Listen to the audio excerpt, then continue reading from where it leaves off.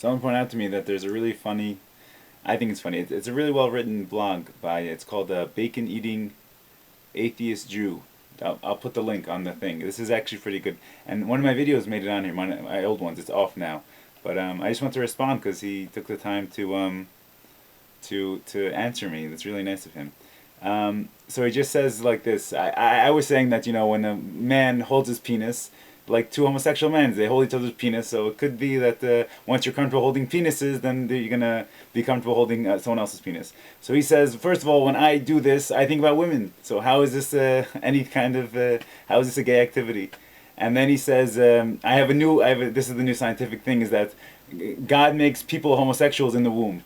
So it's interesting because the same God that commands us, a man and a woman together, now is going to make the man attracted to a woman. So I told him, I think I said in the video, but the Rebbe's thing is that this is an illness, and just like with any illness, you take the guy and you talk to him about the softness of the female body, and you talk to him about how women are the only ones that can give you children on this planet. You can't have two men can't make a child.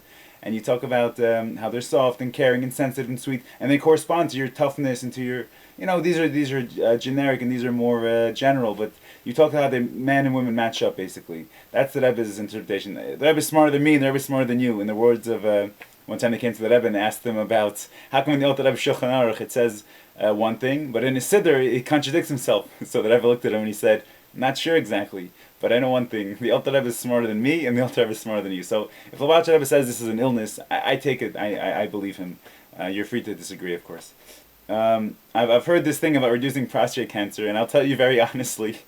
First of all, of course, religious people get married, and we have sex on a regular basis, so we don't need to grab our penis. But one thing I will tell you is I'd rather die of prostate cancer than, if you look at what the Alter Rebbe says in chapter 7 of Tanya, he says, in effect, spiritually at least, masturbating is worse than sleeping with your mother, than any forbidden relationship in the Torah, that the Torah lists specifically. This is chapter 7 of Tanya. You get online at Chabad.org. Why does he say? Because there's no female element to absorb the klipot, all the negativity. So he says you're creating an iron partition between you and your Father in heaven. In the Kitzur Shulchan Aruch, which is, it quotes the Ramah, it quotes the Beis Yosef, it quotes the Alter Rebbe Shulchan Aruch. It's basically summarized all of halacha. There's the one chapter on the wasteful emission of semen. The chapter starts like this: the wasteful emission of semen, and this is the most serious transgression in the entirety of the Torah.